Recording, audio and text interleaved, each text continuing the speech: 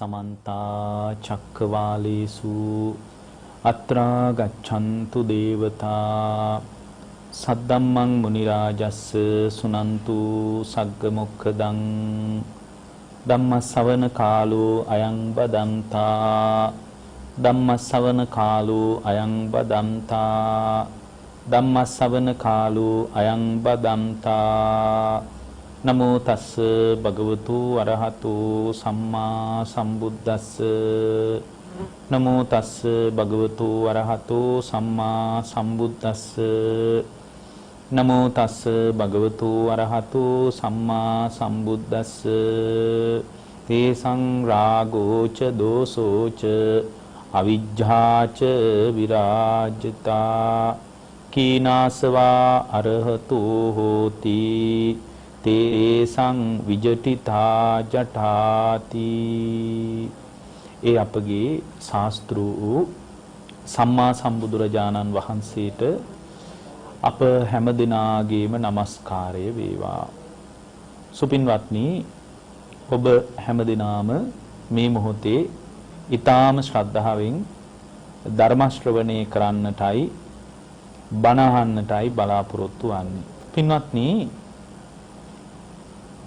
භාග්‍යවතුන් වහන්සේ දේශනා කොට වදාළ ධර්මයේ තුලින් ජීවිතයේ සනසා ගන්න අදහස අපේ අභ්‍යන්තර හිත තුල පවතිනවා නම් හැම වෙලාවකම මේ ධර්මයේ ප්‍රායෝගිකව අපේ సంతానගත ජීවිතයට ගලපා ගන්න අවශ්‍යයි.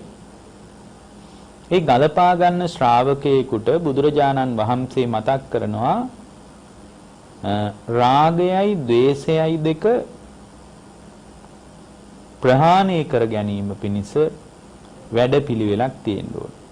තේසං රාගෝච දෝසෝච, යමෙකුගේ හිත තුල රාගයක් ද්වේෂයක් නැත්තම් අවිජ්ජාච විරාජිතා කීනාසවා අරහන්තෝ හෝති, උතුම් ආශ්‍රවයන් දුරු කරලා ආශ්‍රව රහිතව රහතන් වහන්සේ කියලා කියන්නේ ඒ බඳු උත්තමයාටයි කියලා ධර්මයේ තුල සඳහන් වෙනවා.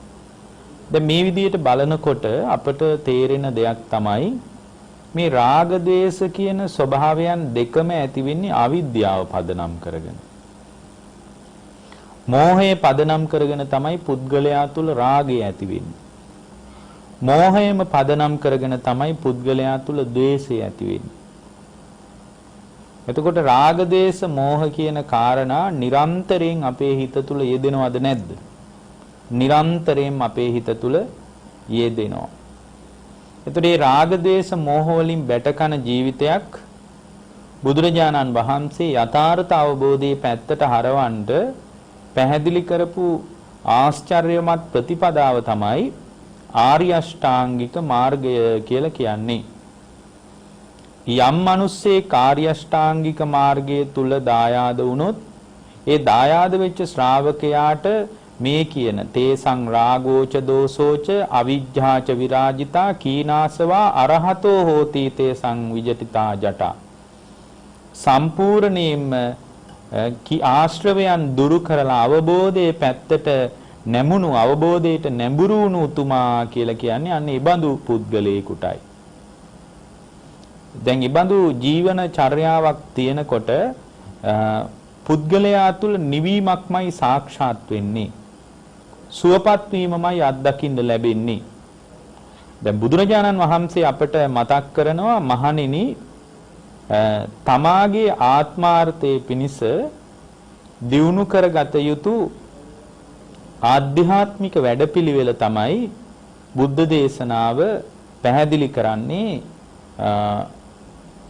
විමුක්ති පරිපාචනීය ධර්ම හැටියට. එතකොට මේ විමුක්ති පරිපාචනීය ධර්ම කියන දේවල් ටිකෙන් ටික අපේ හිත තුල දියුණු කරගන්නට අපි හැම කෙනෙකුටම පින්වත්නි උවමනාවක් තියෙන්න ඕන. ඒකට අදාළ ප්‍රායෝගික වැඩපිළිවෙලක් තියෙන්න ඕන. ඒ ප්‍රායෝගික වැඩපිළිවෙල තුල තමාව පරිස්සම් කර ගැනීමත් තමන්ව සුරක්ෂිත කර ගැනීමත් කියන එක ප්‍රමුඛ වෙනවා. තමන්ව පරිස්සම් කරගන්න බැරි වුණොත් එහෙම තමාගේ අභ්‍යන්තර ප්‍රවේශම තමා තුලින් ගිලිහිලා ගියොත් එහෙම ඒ ගිලිහිච්ච පුද්ගලයාට පින්වත්නි ධර්මයේ ගිලිහිලා යනවා. ධර්ම මාර්ගයේ ගිලිහිලා යනවා. ඒ නිසා අවබෝධයටපත් වෙච්ච කෙනත් අවබෝධය ප්‍රත්‍යක්ෂ කරගන්න උනන්දු වෙච්ච කෙනත් ධර්මයට දායාද වීම අතහැරින එක මේ ධර්මයට දායාද වීම අතහැරෙන්නේ නැහැ. ඒ කියන්නේ ධර්මයේ තුල ඇතිවෙන උනන්දුවත් එක්ක ධර්මයට දායාද වීම කියන එක යාගේ ජීවිතේ පුරාම විහිදිච්ච කාරණයක්. එතකොට මේ ධර්මයට දායාද වෙච්ච තැනක නිවන මතුවෙනවා මිසක් ආමිසයට දායාද වෙච්ච තැනක අවබෝධය මතුවෙන්නේ නැහැ. ඒ නිසා මේ අවබෝධයටපත් වෙච්ච අය පවා ඒ කාලේ අපිට මතකයි ඒ අයගේ ජීවිතවල මේ තමන්ගේ ආජීවය කැලල් වෙන්න දුන්නේ නැහැ ලාභ සත්කාර උදෙසා. ඒ නිසා තමා තුළ ඇතිවෙන දක්ෂතාවය තමන්ගේ අභ්‍යන්තරේ නිවා ගැනීම පිණිස තමා තුළ ඇතිවෙන කුසලතාවයේ පදනම් කරගෙන වීරියක් කැමැත්තක් හදාගන්න අපට ආධ්‍යාත්මික ප්‍රවේශයක් තියෙන්න ඕනේ. දැන් ආජීවය කැලල් වෙන්න නොදී තමන්ව පරිස්සම් කරගන්න තැනකට ශ්‍රාවක භාවයේ ගොඩනගා ගන්නවා නම් ඒ ගොඩනගා ගන්න කෙනා තමාගේ අභ්‍යන්තර ප්‍රත්‍යයන් නුවණින් විමසීම තියෙන්න ඕන. ඒ බුදුරජාණන් වහන්සේගේ ධර්මයේ ඇතුළ කියව ගැනීම පිණිසයි අපට වදාළේ. මේ ලෝකයේ ගැන කියවන්න, ලෝකයේ ගැන දැනගන්න නොඑක ආකාරයේ දෘෂ්ටීන්, නොඑක ආකාරයේ චින්තනයන් තියෙනවා. මේ නොඑක ආකාරයේ දෘෂ්ටීන් මත, නොඑක ආකාරයේ චින්තනයන් මත ලෝකේ විවිධාකාරයේ දැනුම් ගවේෂණය කරනවා. නමුත් තමන්ව කියව ගන්නට ලෝකේ ගොඩාක් දෙනෙක් අතර ඉගැන්වීම් මතුවෙන්නේ නැහැ. තමන්ගේ අභ්‍යන්තර ප්‍රත්‍ය විමසා ගැනීම පිණිස හම්බ වෙච්ච හොඳම පොත තමයි බුදුරජාණන් වහන්සේගේ ධර්මයේ කියලා කියන්නේ. මේ ධර්මයේ ඔස්සේ දැන් අපි තුල උනන්දුවක් ඇති වෙන්න ඕන තමන්ව කියව ගන්න. එතකොට මේ තමන්ව කියව ගන්නකොට තමාගේ හිත මොන විදියටද කෙලෙස් විසින් ඒ පිරිසිදු චිත්තසංතානෙ යට කරන්නේ කියලා තමන්ට පේන්න පටන් ගන්නවා. ඒක පේන්නේ නැත්තේ පින්වත්නි අවිද්‍යාවෙන් වැහිලා පවතින නිසා. අවිද්‍යාවෙන් වැහිලා පවතින තාක්කල්, තණ්හාවෙන් බැඳිලා පවතින තාක්කල් මේ ලෝකේ මේ යථාර්ථය අපට පැහැදිලිව පේන්නේ නැහැ. අවිද්‍යාවෙන්ද භව තණ්හාවෙන්ද වැහිච්ච තැනක පුද්ගලයාට පරම සත්‍ය නොපෙනී යනවා. මෙච්චර කල් අපිට උන දේ ඒක තමයි. දැන් මේ අවිද්‍යාවෙන් වැහිච්ච ලෝකයක, තණ්හාවෙන් බැඳිච්ච ලෝකයක් තුල අවබෝධයේ පැත්තට හිත හදාගන්න අවස්ථාව විවෘත වෙන්නේ නැහැ. එතකොට මේ අවබෝධයේ පැත්තට Tamanගේ හිත හදා ගන්නවා නම් මේ අත්දැකීම් පරාසය තුල තණ්හාව ඇති වෙන ක්‍රියාවලිය පිළිබඳ ගැඹුරු නුවණක් ඒ බුද්ධ ශ්‍රාවකයාට තියෙන්න ඕන. ගැඹුරු නුවණක් තියෙන්න ඕන. දැන් මේ ලෝකයේ අරුබුදය අවිද්‍යාවයි භව තණ්හාවයි නම් සංසාර ගමනේ අම්මයි තාත්තයි වගේ අවිද්‍යාවයි භව තණ්හාවයි කියන කාරණා දෙක අපිව අනතුරේ දානවා නම්, අපිව කඩා වට්ටනවා නම් මේ කාරණා දෙක පිළිබඳ බොහෝම පළල් නුවණක් අපිට තියෙන්න ඕනද නැද්ද? බොහෝම පළල් නුවණක් අපිට තියෙන්න ඕන. එතකොට ඒ බඳු පළල් නුවණක් නැති තැනක පින්වත්නි මේ ලෝකේ යථාර්ථයේ පැත්තට අපිට විවෘත වෙන්න තියෙන අවස්ථාව හරිම අඩුයි. මොකද බුදුදහම කියන්නේ තමන්ව කියව ගන්න මතුවෙච්ච ඉතා සුන්දර කතාබහක් නේ. ඒතර මේ සුන්දර කතාබහ තුළ තමාගේ අභ්‍යන්තර ප්‍රත්‍ය විමසන ගතිය තමන්ට නැති වුණොත් එහෙම එයාට නිවන කරා පැමිණෙන්න පුළුවන් කමක් නැහැ. නිවීම සාක්ෂාත් කරගන්න පුළුවන් කමක් නැහැ. නිවීම ප්‍රත්‍යක්ෂ කරගන්න පුළුවන් කමක් නැහැ. ඇත්තටම බුදුදහම කියන්නේ හැම වෙලාවකම තමන්ව පරිස්සම් කරගන්න කියලයි. එතකොට තමන්ව පරිස්සම් කරගන්නේ නැතුව අපි දැනටත් කර ඉන්නේ රත්තරන් බඩු පරිස්සම් කරන එක. අපි දැනටත් කරන්නේ බැංකු පොත් පරිස්සම් කරන එක.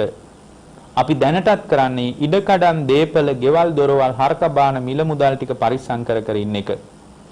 ඒ ඔක්කොම පරිස්සම් කරන එක වැදගත් නැතයි කියලා අපි කියන්නේ නැහැ. ඒ සියල්ල තුල වැදගත්කමක් තියෙනවා. හැබැයි සියල්ලටම වඩා වැදගත් දේ තමයි තමාගේ හෘද සාක්ෂිය පරිස්සම් කරගන්න එක. ඒ නිසා Tamanගේ හෘද සාක්ෂියට වෙනසෙන්න දෙන්න එපා. Tamanගේ හෘද සාක්ෂියට කඩා වැටෙන්න දෙන්න එපා. තමාව බිඳ වැටෙන්න නොදී තමාව පරිස්සම් කරගන්න ඍජු වැඩපිළිවෙලක් තියාගන්න පින්වත්නි. ඍජු වැඩපිළිවෙලක් තියාගන්න. එතකොට බුදුරජාණන් වහන්සේ අපට වදාරන්නේ භාග්‍යතුන් වහන්සේ අපට දේශනා කරන්නේ මේ ලෝකේ කුමන දෙයක් නිසාවත් Tamanගේ ආජීවයට බිඳ වැටෙන්න දෙන්න එපා. මොකද ආජීවය කඩා වැටුනොත් එහෙම එයාට මේ ලෝකේ තණ්හාව දුරු කරගෙන අවිද්‍යාව කඩාගෙන බිඳගෙන ඉස්සරහට යන මාර්ගයේ වැහිලා යන්න පුළුවන්. දැන් ඒ කාලේ සමහර කාල තිබුණා දානි නෑ ස්වාමීන් වහන්සේලාට. ආහාර පානවල විශාල අඩුවක් තිබ්බා. නමුත් පින්වත්නි සමහර කාලවල බොහෝ අපහසුතා මැද්දේ ජීවිතේ ගෙවුවා. නමුත් තමන්ට ලැබුණු දානි ටික ආජීවයේ කැලල් වෙන විදියට වැළඳුවේ නැහැ. කොච්චර කණ්ඩ බොණ්ඩ නැත්තත් මොන්න තරම් සාධාරණීකරණය කරන්න හේතු තිබුණත් පින්වත්නි කිසිම දවසක තමන්ගේ ආජීවයට කැලල් වෙන්න දුන්නේ නැහැ. තමන්ගේ ආජීවයට බිඳ වැටෙන්න දුන්නේ නැහැ. දැන් ওই සාරිපුත්ත මහරහතන් වහන්සේ ඉන්නවා. උන්වහන්සේට හරි බඩේ අමාරුවක් තිබ්බනේ ওই සාරිපුත්ත හාමුදුරන්ට. උන්වහන්සේට මේ පුංචි කාලේ ඉඳලා තිබුණ දෙයක් තමයි බඩේ අමාරුව. උන්වහන්සේ බඩේ අමාරුවෙන් හරියට පීඩා විඳලා තියෙනවා. උන්වහන්සේ බඩේ අමාරුව නිසාම පීඩා විඳිනකොට එක දවසක් බුදුරජාණන් වහන්සේගේ අග්‍ර ශ්‍රාවකයන් දෙනම වෙච්ච සාරිපුත්ත මහරහතන් වහන්සේත් මොග්ගල්ලාන මහරහතන් වහන්සේත් එකම ගල් ගුහාවක තමයි වැඩ හිටියේ. එදා ඔය සාරිපුත්තයන් වහන්සේට හරියට බඩේ අමාරුව ඇති වෙලා වැඩි වෙලා ඉවස ගන්න බැරුව අධික වේදනාවක් ඇති වෙලා තියෙනවා. එහෙමනම් රහතන් වහන්සේලාටත් බඩේ අමාරු හැම ඇති වෙනවා. අපි තානින්නේ මොකක්වත් නැහැ රහතන් වහන්සේලාට කියලා. නමුත් රහතන් වහන්සේලාත් එහෙමනම් ඇතැම් රෝගී තත්වයන්ට පත් වෙනවා. නමුත් හිත ලෙඩ නැහැ. හිත කෙලෙසුන්ගෙන් බැටකන්නේ නැහැ. හිත රාගයන්ගෙන් පීඩා විඳින්නේ නැහැ. බොහොම පරිස්සම් වෙච්ච චිත්තසංතානයක් ඒ උත්තමයා තුල තියෙනවා. හරීම පරිස්සම් වෙච්ච හිතක් තියෙනවා. දැන් බලන්න බුදුරජාණන් වහන්සේ දේශනා කරපු ධර්මී මත දායාද වෙලා හිටපු මේ සාරිපුත්තයන් වහන්සේ කියන්නේ සාමාන්‍ය භික්ෂුවක් නෙමෙයි. මේ බුද්ධ ශාසනයේ පළවෙනි ශ්‍රාවකයා. භාග්‍යවතුන් වහන්සේම වදාරනවා මහණෙනි මේ සාරිපුත්තට කල්පයක වහින වැස්සේ වැහි බිඳු ගණන් කරන්න තරම් ඥානයක් තියෙනවා කියලා. එබඳු ඥානයක් තිබුණු, එබඳු මහා එර්ධියක් තිබුණු, අභිඥා පාදක සමාපත්තියක් තිබුණු සාරිපුත්තයන් වහන්සේත් ලෙඩ වුණා. එහෙමනම් අපි ගැන කවර කතාද මේ සාමාන්‍ය කෙනෙක් ලෙඩ වෙනවා කියන එක මහා අරුමයක් නෙමෙයි. අපි වගේ සාමාන්‍ය භික්ෂුවක් ලෙඩ වෙනවා කියන එක ගැන අපි පුදුම වෙන්න ඕන නෑ. දැන් බලන්න මේ සාරිපුත්තයන් වහන්සේ හොඳටම ලෙඩ වෙලා ඒ ලෙඩ වෙච්ච වෙලාවේ අර මොග්ගල්ලාන මහරහතන් වහන්සේ ළඟට ඇවිල්ලා අහනවා මේ ප්‍රිය ආයුෂ්මතුනි සාරිපුත්තයන් වහන්සේ ඔබ වහන්සේට මේ පොඩි කාලේ ඉඳලම මේ අමාරුව තියෙනවා නම් මොන වගේ බෙහෙතක් දුන්නාමද ඔය තියෙන ඔබ වහන්සේගේ අසනීප තත්ත්වය හොඳ වෙන්නේ කියලා ඇහුවා. එතකොට සාරිපුත්තයන් වහන්සේ කියනවා ඒ කාලේ ආයුෂ්මතුනි අපේ අම්මා මට ඔය වගේම බඩේ අමාරුවක් එනකොට අපේ අම්මා කරන්නේ මෙන්න මේ ඖෂධ දාලා ගෙදර ඉඳලා හදනවා කැඳ එකක්. ඔය කැඳ එක වැළඳුවාම මගේ බඩේ අමාරුව හොඳ වෙනවා. ඔය කැඳ එක වැළඳුවාම මට බඩේ අමාරුව හොඳ වෙනවා. ඉතින් ওই කැඳ එක වළඳලා මම බොහොම සනීපෙට සුව පහසුවෙන් ඉන්නකොට එහෙම අර වේදනාව ටිකෙන් ටික යට යනවා කියලා කිව්වා. ඒ වෙලාවේ මොග්ගල්ලාන මහරහතන් වහන්සේ මතක් කරනවා එහෙමනම් සාරිපුත්තයන් වහන්සේ ඔබ වහන්සේට උදේ වෙනකොට ඔය අමාරුව හොඳ වෙයි. ඔබ වහන්සේ මහා පුණ්‍ය බලයක් තියෙන භික්ෂුවක්. ඒ නිසා සාරිපුත්තයන් වහන්සේ ඔබ වහන්සේ වඩිනකොට පළවෙනි gederimම ඔබ වහන්සේට හෙට ඔය කැඳ දානි ලැබෙයි කියලා මේ මුගලන් මහරහතන් වහන්සේත් අදිෂ්ඨාන කළා. ඉතින් පහුවෙනිදා උදේ බැලුවා අඩු පාටක් නැහැ. එක දිග්ගට මේ කුසේ උදරාබාධේ පවතිනවා. ඒ වෙලාවේ මොග්ගල්ලාන මහරහතන් වහන්සේ ළඟට ඇවිල්ලා කියනවා ප්‍රිය ආයුෂ්මතුනි ඔබ වහන්සේ අද පිණ්ඩපාතේ වඩින්න එපා. ඔය වගේ අමාරුවක් තියාගෙන ඔබ වහන්සේට පිණ්ඩපාතේ වඩින්න අමාරුයිනේ. ඒ නිසා අද මම ඔබ වහන්සේටත් එක පිණ්ඩපාතේ යන්න. ඔබ වහන්සේ වැඩ ඉන්න කියලා මොග්ගල්ලාන මහරහතන් වහන්සේ පිණ්ඩපාතේ වැඩම කළා. ඉතින් මේ පළවෙනි ගෙදරට මේ යනකොට පින්වත්නි අර සාරිපුත්තයන් වහන්සේ ඊට ඉස්සලා දවසේ කියාපු කැඳ එක ඒ විදිහටම හදලා මුගලන් මහරහතන් වහන්සේගේ පාත්‍රයට ලැබුණා. ඉතින් මොග්ගල්ලාන මහරහතන් වහන්සේ බොහෝම සතුටින් ඇවිල්ලා සාරිපුත්තයන් වහන්සේට මේ කැඳ දානේ පූජා කළා. ඉතින් සාරිපුත්තයන් වහන්සේ මේ කැඳ එක අතට අරන් කල්පනා කරනවා මිබඳු කැඳ එකක් හදන විදිය සාමාන්‍ය කෙනෙක් දැනගන්න විදියක් නැහැ. දැන් කැඳ නම් සාමාන්‍ය ගෙදරක හදන්න පුළුවන්. නමුත් මේ මම ඊයේ කියපු කැඳ එකම කොහොමද හැදුනේ? අපේ අම්මා හදන විදිහටම අසනීප වුණාම මට අපේ අම්මා හදලා දෙන විදිහටම මේ කැඳ එක කොහොමද හැදුනේ? ඊයේ මම ওই කතාව කියද්දි මේ කුටියේ වෙන කෙනෙක් හිටියෙත් නැහැ. මේ කුටියේ හිටියේ මොග්ගල්ලාන මහරහතන් වහන්සේත් මමත් විතරයි. කොහොමද මේ ගෙදර අය මේ කැඳ එක ගැන දැනගත්තේ? එතකොට උන්වහන්සේ එ르දියෙන් බැලුවා කොහොමද මේ කැඳ එක ගැන දැනගත්තේ කියලා. එතකොට උන්වහන්සේ දකිනවා මේ කුටිය සමීපයේ පින්වත්නි එක්තරා අමනුස්සයෙක් මේ කතාව අහගෙන ඉඳලා. ওই කැලෑවල හරියට අමනුස්සයෝ ඉන්නවා. ඇහැට පේන්නේ නැති ජීවින් එක අමනුස්සයෙක් මේ කතාව අහගෙන ඉඳලා මේ අවස්ථාවේ මම පිනක් කරගන්න ඕන කියලා හිතාගෙන ඒ අමනුස්සයා අර gedara කෙනෙකුට ආවේශ වෙලා. ඒ gedara කෙනෙකුට ආවේශ වෙලා හෙට මෙන්න මේ විදිහේ දානයක් ලෑස්ති කරන්න ඕන උඹලගේ gedari. හෙට උදේම ආර්යයන් වහන්සේ නමක් මේ ගෙදරට පිණ්ඩපාත එනවා. එතකොට මෙන්න මේ විදියට කැඳ එකක් හදලා උදෙම්ම පූජා කරන්න ඕන නැත්තම් මම බලා ගන්නම් කියලා අර මිනිස්සු බය කරලා තමයි මේ කැඳ එක අර අමනුෂ්‍යයා ආවේශ වෙලා හදලා තියෙන්නේ. ඉතින් මේ මිනිස්සු රෑ දෙගොඩ හරියේ මේවා හොයාගෙන ගිහින් මේ අවශ්‍ය ඒ ඖෂධ වර්ග ඔක්කොම හොයාගෙන ඇවිල්ලා බොහොම අමාරුවෙන් තමයි මේ කැඳ එක හදලා තියෙන්නේ. ඉතින් සාරිපුත්තයන් වහන්සේ දැක්කා උන්වහන්සේ බොහොම මහා ප්‍රඥාවන්ත කෙනෙක් නේ. සාරිපුත්තයන් වහන්සේ දැක්කා මේ කැඳ එක ආජීවයෙන් පිරිසුදු කැඳක් නෙමෙයි. කෙනෙකුට හිංසා කරලා ලැබිච්ච කැඳ එකක් මට එපා.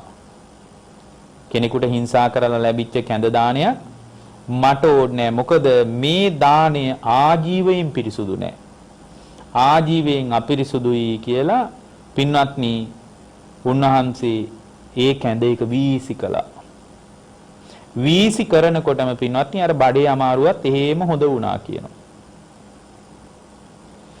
તો දැන් මට මේ කියන්න උවමනා වුණේ බලන්න ඒ රහතන් වහන්සේලාගේ තියෙන ස්වභාවය ආජීවයෙන් අපිරිසුදුයි කියලා හිතාගෙන පින්වත්නි ඒ ලැබිච්ච කැඳ එක වළඳලා නැහැ. හරි පුදුමයි. දැන් බලන්න අවබෝධයටපත් වෙච්ච කෙනෙක් උන්වහන්සේ කරදරයක් කිරිහැරයක් කරලා හදාගත්ත කැඳ එකක් නෙමෙයි. නමුත් ඒ කැඳ එක ප්‍රතික්ෂේප කළ ඖෂධයක් වුණත් ආජීවයෙන් අපිරිසුදු නම් ඒ ආජීවයෙන් අපිරිසුදුව ලැබෙන දේ මට ඕනේ නැහැ කියලා ප්‍රතික්ෂේප කළා. එතකොට ඒ විදිහට පින්වත්නි මේ ආජීවය කියන එකට අවබෝධයටපත් වෙච්ච කෙනෙකුත් කැලැල් වෙන්න දෙන්නේ නැහැ. අවබෝධය හදාගන්න යම් වමනාවක් තියෙනවා නම් ආජීවය පරිස්සම් කරගන්න. එතකොට මේ ආජීවය පිරිසුදු කරගෙන ආජීවය පරිස්සම් කරගත්ත ශ්‍රාවකයෙක් විදියට Tamanගේ අභ්‍යන්තර ප්‍රත්‍යයන් ටිකෙන් ටික විමසන්න පටන් ගන්න. ටික ටික විමසගෙන යනකොට ඒ අභ්‍යන්තර ප්‍රත්‍ය විමසන තැනක ඔබට මේ ලෝකේ යථාර්ථයට විවෘත වෙන්න පුළුවන්. යථාර්ථයේ පැත්තට ඔබට නැමෙන්න පුළුවන්. පින්වත්නි ලෝකයේ තියෙන ලොකුම අවුල තමයි අවිද්‍යාවයි භව තණ්හාවයි. අවිද්‍යාවයි තණ්හාවයි දෙක නිසා තමයි විඳවා මිබඳු සංසාරෙක අපි ඇවිද යන්නේ. එතකොට මේ අවිද්‍යාවෙන් වැහිච්ච ලෝකයක තණ්හාවෙන් බැඳෙන්නේ කවරකටද? බැඳෙන්නේ පින්වත්නි ඇසට පෙනෙන රූපයට, කනට ඇහෙන ශබ්දයට, නාසයට දැනෙන ගඳ සුවඳට, දිවට දැනෙන රසයට, කයට දැනෙන පහසට. මෙන්න මේවට තමයි පින්වත්නි අපි අවිද්‍යාවෙන් බැඳෙන්නේ. මෙන්න මේ දේවල් වලටයි අපේ හිත අවිද්‍යාවෙන් බැඳෙන්නේ. එතකොට අවිද්‍යාවෙන් භව තණ්හාවෙන් බැඳෙන්නේ මෙන්න මේ දෙයටයි. නමුත් මේ ලෝකයේ ඇතිවෙන ක්‍රියාවලිය පිළිබඳ ගැඹුරින් නුවණින් විමර්ශනය කරන හැම ශ්‍රාවකයෙක්ම නිවන ගැන හීනියට හරි කමක් නැහැ යටිහිතේ අදහසක් තියෙනවා නම් ඒ නිවන ගැන පොඩිවට හරි අදහසක් තියෙන ශ්‍රාවකයා විසින් පින්වත්නි තමන්ගේ අභ්‍යන්තරිකව හේතුඵල සහිතව විමසන ගතිය තියෙන්න ඕන. හේතුඵල සහිතව ලෝකයේ විමසන ස්වභාවය තමා තුළ ඇත්තේ නැත්තම්, හේතුඵල සහිතව තමන්ගේ අභ්‍යන්තර ලෝකයේ විමර්ශනය කිරීමේ කුසලතාවයේ ඒ පුද්ගලයාට ලැබිලා නැත්තම්, ලැබිච්ච නැති තැනක පින්වත්නි ඒ පුද්ගලයාගේ අභ්‍යන්තරික ජීවිතය තුළ නිවීම නම් වූ සුන්දර අත්දැකීම මතු කරගන්න අවකාශය ලැබෙන්නේ නැහැ. පින්වත්නි මේ ලෝකයේ පුද්ගලයා තුළ තණ්හාව ඇති වෙන්නේ පුද්ගලයා විඳින වේදනාව නිසා. එතකොට මේ වේදනාව ඇති වෙනකොට වේදනාව හේතු කරගෙනයි හිතේ තණ්හාවක් උපදින්නේ. මේක ටිකක් ගැඹුරු කතාවක්. මේ වේදනාව විඳිනවා කියන එක, වේදනාව කියනකොට අර ඇඟේ පතේ අමාරුවනේ අපේ ඔළුවට එන්නේ නෑ. මිනිස්සු සැපත් විඳිනවා, දුකත් විඳිනවා, අදුක්කම සුඛ වේදනත් මිනිස්සු විඳිනවා. හැම වෙලාවකම අපි තුල විඳීම් හට ගන්නවා. ඒ හටගන්න විඳීම එක දිගට පවතින්නේ නෑ. වේදනාව ඇති වෙලා නැති වෙලා යනවා. ඒක තමයි වේදනාවේ ස්වභාවය. වේදනාව ඇති වෙලා නැති වෙලා යනවා. එතකොට මේ වේදනාව ඇති වෙන්නේ නිකම්ම නෙමෙයි. වේදනාව ඇති වෙන්න බලපාන හේතුව තමයි තමාගේ ස්පර්ශය. ඒ කියන්නේ ස්පර්ශයේ පදනම් කරගෙන, ස්පර්ශය කියන්නේ ඇහැයි රූපයයි ඇහි විඥානය තුන එකතු වීම, ස්පර්ශයේ පදනම් කරගෙන පස්සපච්චය වේදනා. ස්පර්ශ වුණාට පස්සේ මිනිස්සු ඇහෙන් රූප දැක්කාම දැකපු රූපය තමයි මිනිස්සු විඳින්නේ. එතකොට ඒ ඇහෙන් දකින්න රූපේ ලස්සනයි නම් සැප වේදනාවක් Tamanගේ හිත තුල උද්ගත වෙනවා. ලස්සන නෑ නම් ගැටෙන ගතියක් නම් හිතේ තියෙන්නේ, ඒ හිත තුල දුක් වේදනාවක් උපදිනවා. සැප වේදනාව හෝ දුක් වේදනාව ඒ හිත තුල උපදිනවා.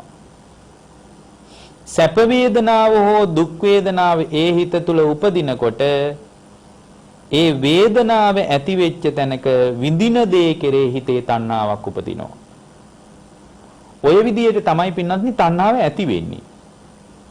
එතකොට මේ විදිහට ඇති වෙන තණ්හාවේ ක්‍රියාවලිය පිළිබඳ හැම බුද්ධ ශ්‍රාවකයෙක්ම ගැඹුරින් විමර්ශනය කළ යුතුයි.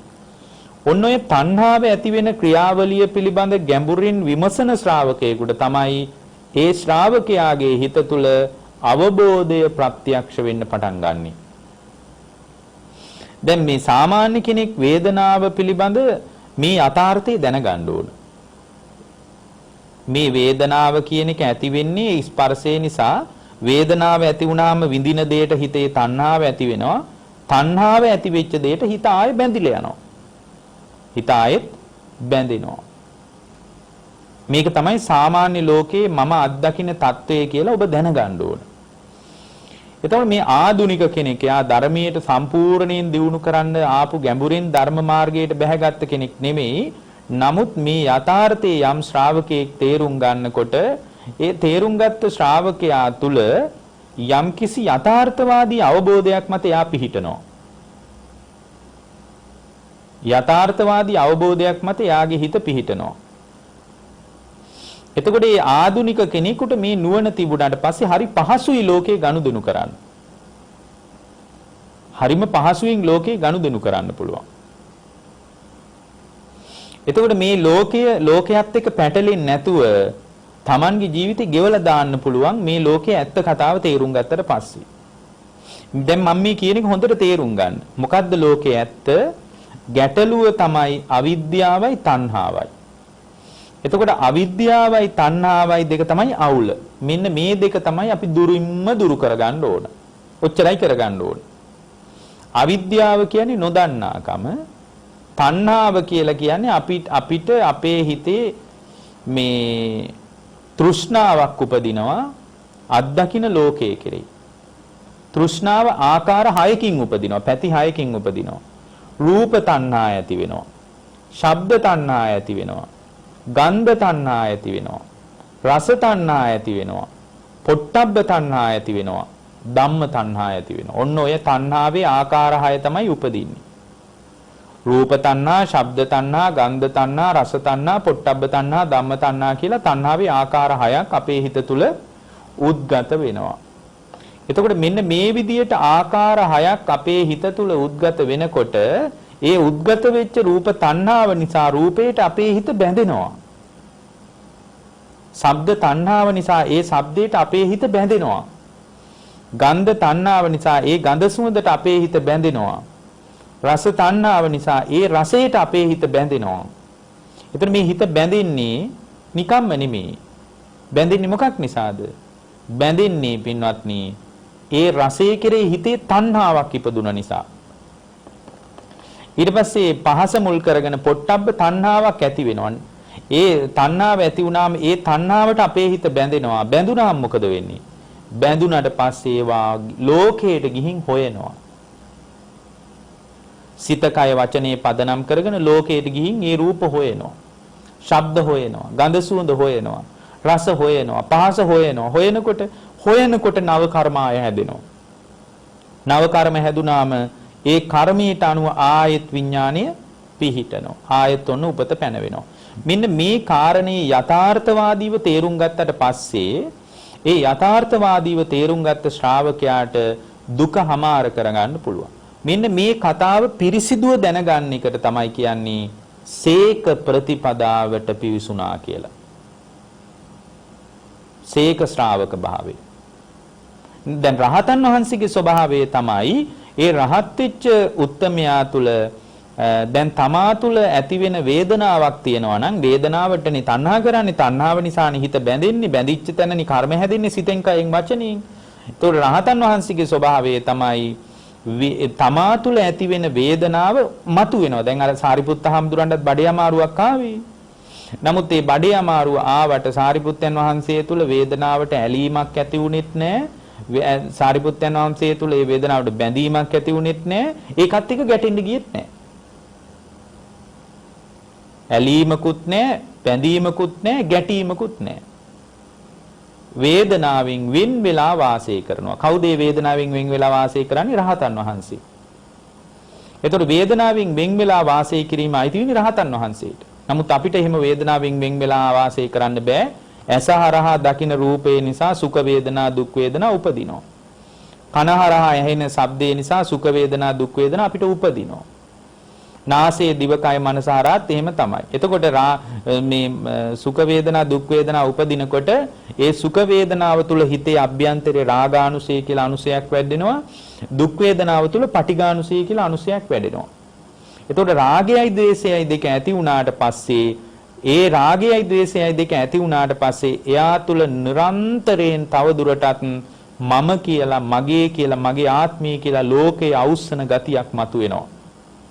ලෝකේ හොයාගෙන යන ගතියක් මතුවෙනවා. එතකොට මේ ගැන යථාර්ථවාදීව කල්පනා කරනකොට අවබෝධයටපත් වුණාට පස්සේ ඒ අවබෝධයටපත් වෙච්ච උත්තරමය වේදනාවට ඇලෙන්නෙත් නැහැ, බැඳෙන්නෙත් නැහැ, ගැටෙන්නෙත් නැහැ. වේදනාවෙන් වෙන් වෙලා වාසය කරනවා. අර සාරිපුත්තයන් වහන්සේ වාසය කළේ වේදනාවෙන් වෙන් වෙලා වාසය කරනවා. පින්වත්නි මේ කතාව ඊටාම හොඳින් තේරුම් ගත්තට පස්සේ ඒ තේරුම් ගත්ත ශ්‍රාවකයා තුල පින්වත්නි නිරන්තරයෙන්ම මේ ලෝකයේ කුම්මන අත්දැකීමක් අත්දැක්කත් ඇස කන නාසය දිවකය මනස හරහා මොන විදියේ අත්දැකීමකට යා මුහුණ දුන්නත් ඒ අත්දැකීම තුල එයා මුසපත් වෙන්නේ නැහැ.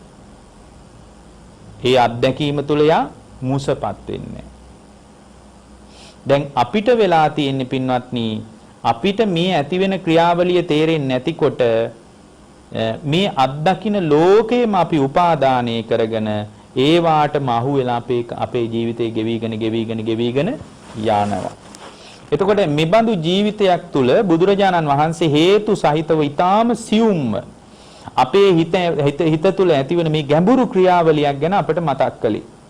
එතකොට මේ ගැඹුරු ක්‍රියාවලිය තුලින් අපි දැනගන්න ඕන මේ තණ්හාව කියන ස්වභාවය ඇති වෙන්නේ Tamanගේ හිත තුල ඇති වෙන වින්දනය පදනම් කරගෙනයි වේදනා පච්චය තණ්හා. එතකොට වේදනාව ඇති වෙනවා ඇස හරහා දකින රූපය නිසා සුඛ වේදනා දුක් වේදනා උපදිනවා. කනෙන් අහන ශබ්දේ නිසා සුඛ වේදනා දුක් වේදනා උපදිනවා. මේ ඔක්කොම හිත තුල ඇති වෙන හැඟීම්. සත්‍ය වශයෙන්ම මේවා අල්ලලා මෙන්න මේකයි සුඛ වේදනාව මේකයි දුක් වේදනාව කියලා පෙන්වන්න බෑ. මේ හිත තුල ඇති වෙන නාම ධර්ම ගොඩක්. ඒ නාම ධර්මම පදනම් කරගෙන වේදනාව ඇති වෙනකොට වේදනාව ඇති වෙච්ච තැනම තණ්හාව උපදිනවා. එතකොට හිතේ වේදනාව ඇති වුණාම ඒ වේදනාවට තණ්හා කරනවා කියලා අපි දන්නේ අපි හිතාගෙන ඉන්නවා එළියේ තියෙන රූප වලට තණ්හා කරනවා කියලා. ඒතර මේ විදිහේ ලෝකයක අපි නතර වෙලා ඉන්නවා මේ කතාව බුදු කෙනෙක් හැර ලෝකේ කාටවත් පේන්නේ කාටවත් තේරුම් කරන්නත් බෑ. ඒතර මේ අවබෝධය ස්ථාවර වුණාට පස්සේ පින්වත්නි එයාට මේ ලෝකේ වටිනාකම් පේන්නේ නැතුව යනවා. දැන් අපි විසින් පින්වත්නි මේ ලෝකෙට වටිනාකම් ආරෝපණය කරලා තියෙනවා. අපි විසින්මයි මේ ලෝකෙට වටිනාකම් දීලා තියෙන්නේ. සත්‍ය වශයෙන් මේ ලෝකේ වටිනාකම් කියලා ස්වභාවයක් නැහැ. අපි විසින් හදාගත්ත වටිනාකම් තියෙන්නේ. සත්‍ය වශයෙන් ලෝකයේ වටිනාකම් තියෙනවා නම් අපේ රටට වටිනා දේවල් වෙනත් රටට නොවටිනවා වෙන්න බෑනේ. වෙනත් රටකට වටිනා දෙයක් අපිට නොවටිනවා වෙන්න බෑ. එහෙමනම් ඔබ එකක් මතක තියාගන්න මුළු ලෝකයම හිතෙන් හදාගෙන ඉන්නේ. චිත්තේන නීයති ලෝකෝ මුළු ලෝකයම හිතෙන් හදාගෙන ඉන්නේ. එතකොට මුළු ලෝකයම හිතින් හදාගෙන ඉන්නකොට අපි හිතටම ආදරය කර හිතේ ඇතිවෙන මේ විඳීමටම ආසා කර හිතේ ඇතිවෙන තණ්හාවටම තවදුරටත් තණ්හා කර ඉස්සරහට යනවා. දැන් බුදුරජාණන් වහන්සේ මතක් කළේ මේ අත්දකින්න ලෝකය තුල පින්වත්නි පුද්ගලයාගේ භව ගමන හැදෙන්නේ මෙන්න මේ විදිහටයි. කොහොමද? චක්කුංච පටිච්චාවුසෝ රූපේච උප්පජ්ජති චක්කු විඥානං. ඇසයි රූපයයි ඇහි විඥානයයි තුන එකතු වුණාම ඒකට කියනවා තින්නම් සංගති පස්ස ඔන්න ස්පර්ශ වුණ ඔන්න පේනවා ඇහෙන් දැන් රූප. දැන් මේ ධර්ම දේශනාව අතර ඔබට මාව රූපවාහිනිය හරහා පේන මට්ටම තියලා එළියෙන් රූපයක් තියෙනවා ඇසක් තියෙනවා චක්කු විඥානයත් ක්‍රියාත්මකයි. ඔය තුන එකතු වෙන එකට කියනවා තින්නම් සංගති පස්සෝ ස්පර්ශය කියලා. ස්පර්ශ වෙච්ච තැනක පස්සපච්චයා වේදනා ස්පර්ශේ නිසා මිනිස්සු ලෝකේ විඳිනවා. පස්සපච්චයා වේදනා ලෝකේ විඳිනවා. ලෝකේ විඳිනකොට පින්වත්නි වේදනා පච්චයා තණ්හා විඳින දෙයටයි හිතේ තණ්හා උපදින්නේ. ලෝකේ විඳින දේ කෙරේ හිතේ තණ්හාවක් උපදිනවා. එතකොට විඳින දේ කෙරේ තණ්හා උපදිනකොට දැන් ඇත්තටම විඳිනකොට යං වේදේති තං සංජානාති තං විතක්කේති. විඳිනකොට හඳුන ගන්නකොට හිතින් විතර්ක කරනවා. මෙහෙම වුණා නම් හොඳයි කියලා ඇහෙන් දකින්න රූපේ නිසා විතර්ක පහළ වෙනවා. විතක්කේචි තම් පපංචේති. විතර්කේ නිසාම තණ්හා කරනවා ඇහෙන් දකින්න දෙයට මානයක් දිට්ඨියක් හදා ගන්නවා. මම වශයෙන්, මගේ වශයෙන්, මගේ ආත්මයේ වශයෙන් ඇහෙන් දකින්න රූපය ග්‍රහණය කර ගන්නවා. පින්වත්නි මේක ගැඹුරු කතාවක්. මේ ගැඹුරු කතාව තුළ යම් කෙනෙක් ජීවිතය හරියටම තේරුම් ගත්තොත් Tamanගේ ඇතුලේ කතාව මේකමයි කියලා තේරුනොත් ඒ තේරුණු දවසට පින්වත්නි ලෝකයේත් එක්ක පැටලි යන ගමන නවතිනවා. මේ ලෝකයේ අල්ලගෙන ඉන්න දෙයක් නැහැ. අතහැරලා දාන එකමයි ශාන්ත. අතහැරලා දාන එකමයි ප්‍රණීත කියලා Tamanට තේරෙනවා. අල්ලගෙන ඉන්න කවරක්වත් නැති බව Tamanටම දැනෙන්න පටන් ගන්නවා. පින්වත්නි මානසිකව සියල්ල අතහැරලා දාපු තැනක තමයි හිත නිවනටපත් වෙන්නේ. මානසිකව සියල්ලම අතහැරලා දාපු තැනක. නමුත් අපිට මේ අතහැරීමෙන් ලැබෙන ආස්වාදය, අතහැරීමෙන් ලැබෙන ප්‍රීතිය අපි දැනලා නැහැ, අපි දැකලා නැහෙනි, දැනිලා නැහෙනි අපිට.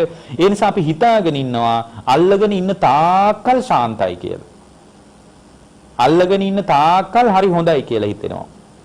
පින්වත්නි, අතහැරලා දාන තැනකටයි බුදුරජාණන් වහන්සේ ශ්‍රාවකයාගේ හිත හදන්නේ. මාළු රංචුවක් හිටියා එක ගලක් අල්ලගෙන. ඒ මාළු රංචු පරම්පරා ගානක් ඒ ගල වටේ හැදිච්ච දියසෙවල් එක තමයි ගෙව්වේ. ඒ මාළු ඔක්කොම අර දියසෙවල වටේට තමයි ජීවිතේ ගෙව්වේ. ඒකට දියසෙවලත් එක්ක තමයි ඒගොල්ලන්ගේ ජීවිතේ ගත වුනේ. රංචු ගණනාවක්, ඒ කියන්නේ පරම්පරා කීපයක්ම මේ විශාල ගල ඇසුරු කරගෙන මේ ගල වටේට දියසෙවල වැඳිලා තිබුණා. මේ දියසෙවල වලට තුරුල් වෙලා මේ මාළු රංචුව කාලේ ගෙවුවා. ඒගොල්ලෝ හිතුවා මේක තදින් අල්ලගෙන ඉන්නකොට මේ දියසෙවල අල්ලගෙන ඉන්න තාක්කල් Taman ආරක්ෂා වෙලා ඉන්නවා කියලා. මොකද මේ ගල වටේට එල්ලිලා හිටපු කාටවත් මේ ගල වටේ ඉන්න තාක්කල් එහෙම ආරක්ෂාවක් උනේ මේ එහෙම අනාරක්ෂාවක් උනේ නෑ, අවදානමක් තිබුණේ නෑ. ඒ නිසා මේ අය මොකද කරන්නේ? මේ ගල තදින් අල්ලගෙන හිටියා. එක දවසක් එක මාළුවෙකුට මේ ගල අතහැරුණා. අතහැරිලා මේ මාළුවා ගහගෙන යන්න පටන් ගත්තා. මේ මාළුවා ගහගෙන යනකොට අනිත් මාළුව කොම කෑ ගහලා කිව්වා, ඔයා ඔය මොකද කරන්නේ? ඉක්මනට මේ ගල අල්ලගන්න. ඉක්මනට මේ ගල අල්ලගන්න. මේ ගල වටේට තමයි අපේ පිළිසරණ තියෙන්නේ. ඔය ගල නම් අතාරින්න එපා. ඔය ගල අතහැරලා දාන්න එපා. ඉක්මනින් අල්ලගන්න. ඔයා අවදාන මේ වැටේ. ඔයාගේ මේ ආරක්ෂාව නැති වෙලා යයි කියලා අර අනික් ගල වටේට හිටපු මාළු රංචුව කෑ ගහලා කිව්වා. එතකොට අර ගහගෙන යන මාළුවා කියනවා, මමත් ඊයේ රෑ වෙනකන් ඔය විදියට හිතාන හිටියේ. ඊයේ රෑ වෙනකම් මමත් හිතුවා මේ ගල අල්ලගෙන ඉන්න තාක්කල් ශාන්තයි, ප්‍රණීතයි, ආරක්ෂිතයි කියලා. හැබැයි ඊයේ රාත්‍රියේ මම දන්නේම නැතුව ඔය ගල මට අතෑරුණා. අතහැරුණාට පස්සේ තමයි මට තේරෙන්නේ අතහැරිච්ච තැන මොන තරම් ශාන්තද කියලා. අතහැරිච්ච තැන මොන තරම් ප්‍රණීතද කියලා. අල්ලගෙන ඉන්න එක මොන තරම් විඩාබරද, පීඩාකාරීද කියලා මට දැන් තේරෙන්නේ. මම කියන කතාව බොරු නම් අතහැරලා බලන්න කියනවා. සමහර මාළු අතෑරියා. නමුත් ගොඩක් දෙනෙක් අතාරින්න කැමති වුණේ නැහැ. ගොඩක් දෙනෙක් ඒක අතාරින්න කැමති වුණේ නැහැ. දැන් මේකෙන් අපිට එක දෙයක් පැහැදිලි වෙනවා. පින්වත්නි, මොකද්ද පැහැදිලි වෙන්නේ? ඒ පැහැදිලි වෙන දේ තමයි බුදුරජාණන් වහන්සේ අපට දේශනා කරනවා මේ ලෝකේ අල්ලගෙන ඉන්න තැනක නෙමෙයි ශාන්ත, අල්ලගෙන ඉන්න තැනක නෙමෙයි ප්‍රණීත, අතරහැරලා දාපු තැනකයි ශාන්ත. මොකද ගොඩක් දෙනෙකුට මේ අතහැරීමේ ශාන්තිය දැනෙන්නේ නැති නිසා ඒගොල්ලෝ හිතනවා මේ අල්ලා ගැනීම මත බොහොම ශාන්ත ප්‍රණීත භාවයක් තියෙනවා කියලා. බොහොම විඩාබර භාවයක් එක්ක ඊටාම ස්වල්ප සුඛාස්වාදීකුත් අල්ලගෙන ඉන්න එක තුල නෑ කියලා බුදුරජාණන් වහන්සේ වදාළේ නෑ. නමුත් පින්වත්නි, අතහැරීම තුල අත්දකින්න ශාන්ත ප්‍රණීත භාවය හරිම නිරාමිසයි. නිරාමිසයි. ඒක කරලා බලන්න ඕන. ඒක කරලා බලන්න භාවනාවෙන් පුදුමාකාර උපකාරයක් හම්බ වෙනවා. ඒ අතහැරීමේ පටිපාටි ඔස්සේ පුහුණු කළ යුතු ආධ්‍යාත්මික ප්‍රවේශය තමයි සීල සමාධි ප්‍රඥාව තුලින් ප්‍රකට වෙන්නේ. අපි ඒකම තමයි විමුක්ති පරිපාචනීය ධර්ම හැටියට පැහැදිලි කරන්නේ. එතකොට මේ ලෝකේ තණ්හාවේ යථාර්ථයේ මූලික දැනුම ආධුනික ශ්‍රාවකයෙකුට ලැබෙනවා. සේක ප්‍රතිපදාව තුල වාසය කරනකොට එයාට පිරිසිඳ දැනගන්න පුළුවන් මේ ලෝකේ තණ්හාව ඇති වෙන්නේ Tamanගේම හිත තුලයි. බාහිර ලෝකයේ තුල තණ්හාවට අයිති දේවල් තණ්හාව කියලා දෙයක් නැහැ. තණ්හාව මගේ හිත තුලම උද්ගත වෙච්ච දෙයක්. මගේ හිත තුල තණ්හාව උද්ගත වුණේ මම ඇහෙන් දකින රූපය තුල ඇතිවෙච්ච වේදනාව පදනම් කරගෙනයි. මේ වේදනාව කියන එකත් නිකම්ම පහළ වෙච්ච එකක් නෙමෙයි. වේදනාව කියන එක ඇති වෙන්නේ ස්පර්ශයේ පදනම් කරගෙනයි කියලා අර පිළිසිඳ වශයෙන් මේ තණ්හාව ඇති වෙන ක්‍රියාවලිය උඩට පහළට අපි ඔකට කියන්නේ අනුලෝම පටිලෝම වශයෙන් බලනවා කියලා. එහෙම බලනකොට පිළිසිදු නුවණක් ඇති වෙනවා. ඒ පිරිසිදු නුවණම තවදුරටත් තහවුරු වෙවි ආර්ය අෂ්ටාංගික මාර්ගය තුලින් සම්මාදිට්ඨියම ප්‍රතිවේද කරගන්නකොට ඒ ප්‍රතිවේද කරගත්ත ශ්‍රාවකයා තුල පින්වත්නි මේ ලෝකයේ කෙරෙහි වේදනාවටවත් තණ්හාවටවත් ඇලෙන්නෙත් නැහැ, බැඳෙන්නෙත් නැහැ, ගැටෙන්නෙත් නැහැ. සියලු වේදනාවලින් වෙන් වෙලා වාසය කරනවා.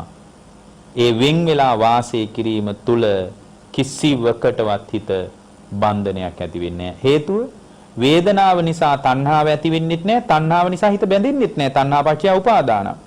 බැඳීමක් නැති නිසා ඒ බැඳිච්ච නැති තැන්වල විපාක පිණිස කර්ම හැදින්නෙත් නැහැ. භවය කියලා එකක් පැනවෙන්නේ නැහැ. භවයේ පැනවෙන්නේ නැති නිසාම භවපච්චය ජාති. ජාතියක් පණවන්නත් බෑ. ජාතියක් පණවන්න බැරි නම් ජාතිපච්චය ජරා මරණ ශෝක පරිදේව දුක්ඛ දෝමනස් උපායාස කියන කිසිවක් ඒ උත්තමයා තුල දකින්න හම්බ වෙන්නේ නැහැ. පහනක් නිවුනා වගේ නිවිල යනවා. නිවිලා ගියපු තැනක් හරියටම විද්‍යාමාන වෙන්නේ නැහැ. ඒක වචන වලින් පෙරලලා විස්තර කරන්න බෑ. හරියට පහන නිවුනාම දැල්ල උතුරට ගියාද දකුණට ගියාද කියලා හෙව්වා කියලා කිසිම තේරුමක් නැහැ. හේතුන් නිරුද්ධ වෙනකොට ඵලය නිරුද්ධ වුණා. එච්චරයි. දර දාන එක අයින් වුණාම පිදුරු දාන එක අයින් වුණාම ගින්න නිවිල යනවා. ගින්න කොහෙද ගියේ කියලා හොයන්න බෑ. උතුරට ගියාද ගින්න දකුණට ගියාද ගින්න කියලා හොයන්න බෑ. හේතු නිරුද්ධ වෙනකොට ඵලය නිරුද්ධ වෙලා යනවා. මෙන්න මේ පටිච්ච සමුප්පන්න න්‍යාය ඔස්සේ තමාව කියව ගන්න පුළුවන් විදියට මේ ධර්මයේ භාවිතා කළොත් ඒ ශ්‍රාවකයා ඒකාන්ත වශයෙන්ම නිවීම ප්‍රත්‍යක්ෂ කරනවා. ඒ බඳු නිවීම සාක්ෂාත් කළ හැකි ශ්‍රාවක භාවයක් පිණිස අද මේ උතුම් බුද්ධ දේශනාව උපකාර වේවා.